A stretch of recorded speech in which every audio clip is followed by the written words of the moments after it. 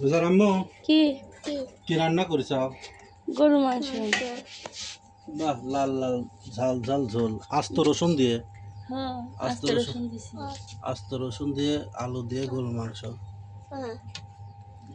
বিসমিল্লাহ।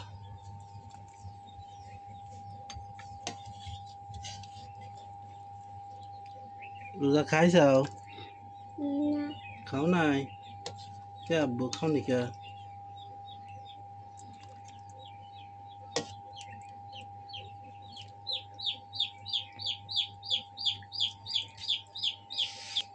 আস্ত রসুন দিয়ে গরুর মাংস মাটির চুলায় রান্না করলে অনেক ভালো লাগে।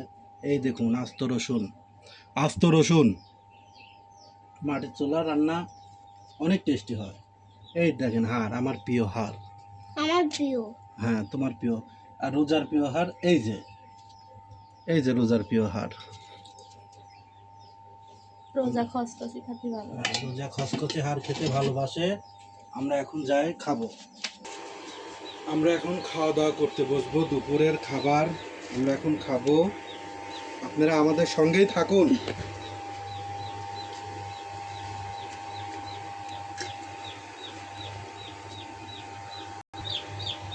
অনেক দিন পর আপনাদের মাঝে খাবারের ভিডিও নিয়ে আসলাম।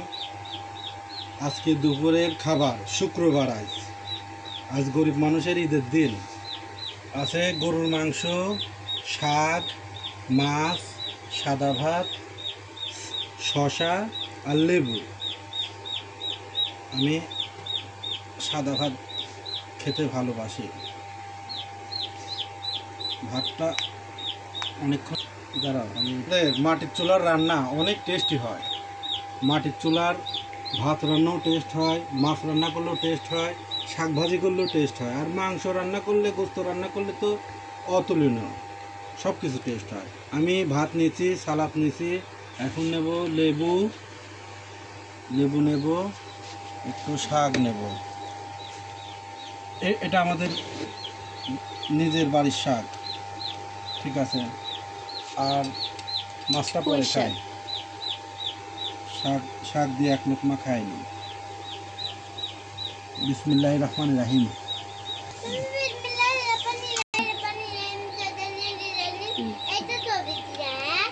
গোস্ত, এটা গোস্ত নিলাম। এই যে আস্ত রসুন, এই দেখেন একটু ঝোল নিলাম।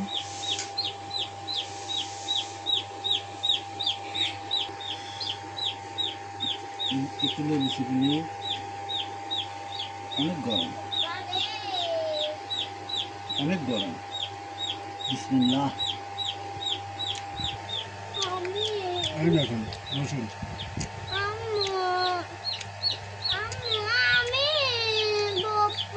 এই দেখেন এই রসুন খেতে অনেক মজা। সেই টেস্টি, সেই টেস্টি। মাশাআল্লাহ, আলহামদুলিল্লাহ, অনেক স্বাদ।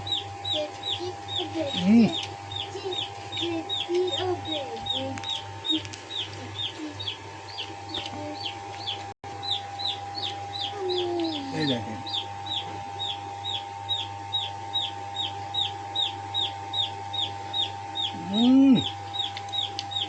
সেই স্বাদ।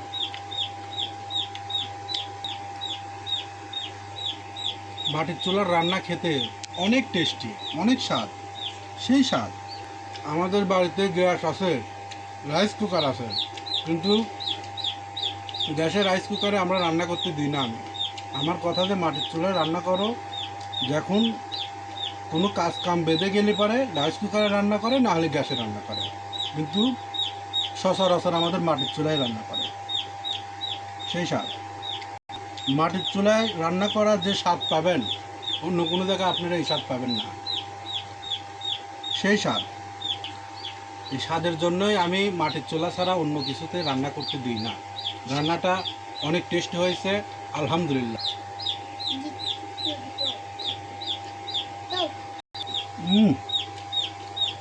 সেই স্বাদ।